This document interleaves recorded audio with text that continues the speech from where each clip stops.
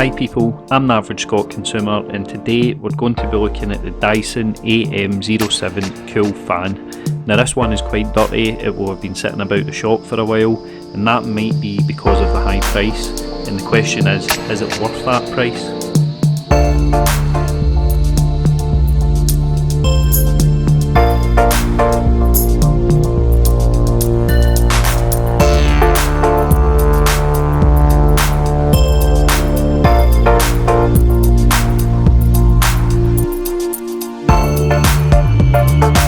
So first things first, and we can't get away from it, and that is the price. This fan is £350. Some would say you get what you pay for, but we already know that Dyson equals high price, and the big question is, does this fan equal high quality? And even if it does, is it even worth all that money? And also, the name that Dyson have called this can be quite misleading. If you call it Cool Fan, you might expect it to do something to actually cool the air, but it doesn't.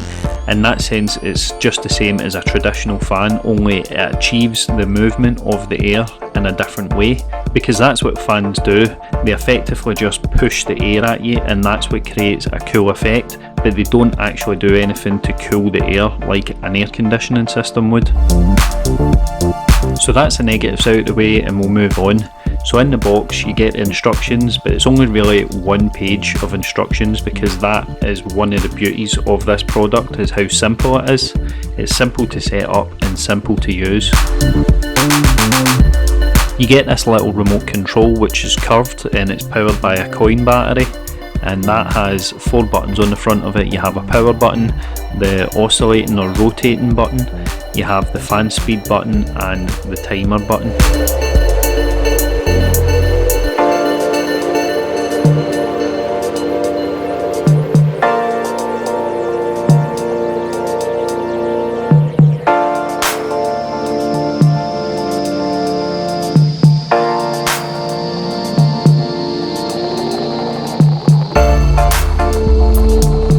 So when you assemble the fan, you start with the base, and it's quite simple to put together.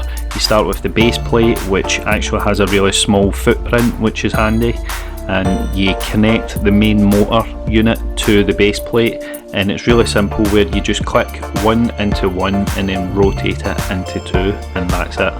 It really is that simple.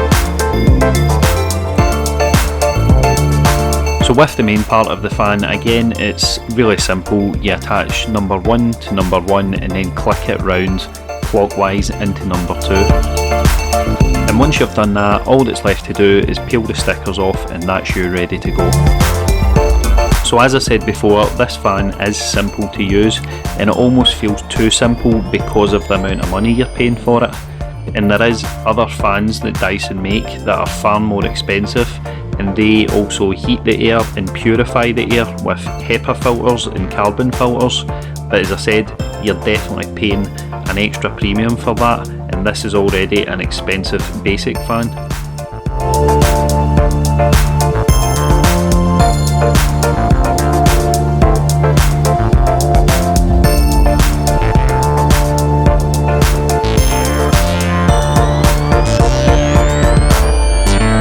So to operate the fan, it's pretty straightforward, as you would expect. You turn it on with the power button in the top left, and it starts with the fan speed that you would have previously used it at.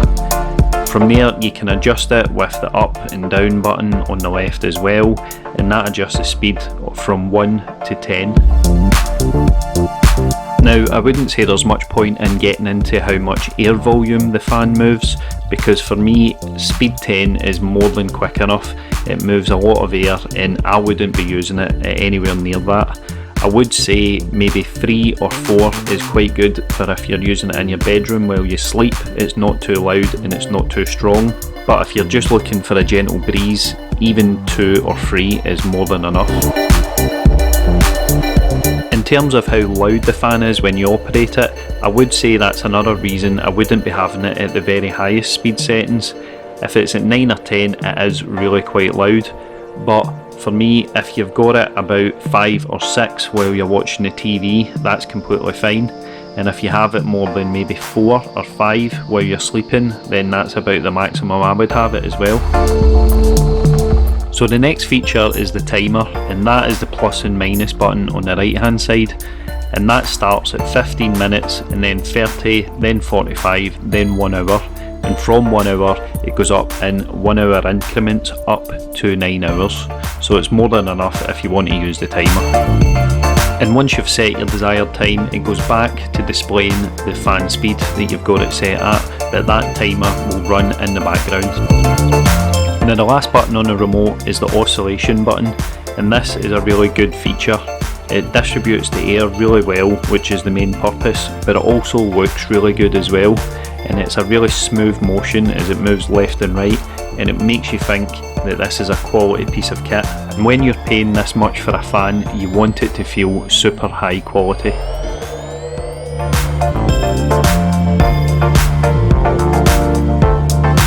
So in a living room setting, this fan looks really good. Obviously it is helped here by the fact that my living room has a grey carpet and white walls, so the colour scheme matches exactly, but it also looks really modern and stylish, and it would be a conversation piece as well if you have people over, even if it's just to see how shocked they are when you tell them how much you've actually paid for it. So the last little feature that I love is the remote control. You see it in the instructions here, it's showing you where to put it, and the remote has this little curve, and that's a perfect match for the top of the fan, which is magnetic, so it's really satisfying the way it just clicks into the top, into its place, and it looks really good as well. And that's another thing, it shows you how much thought they've put into the design, not just for the fan technology but for everything else around it as well.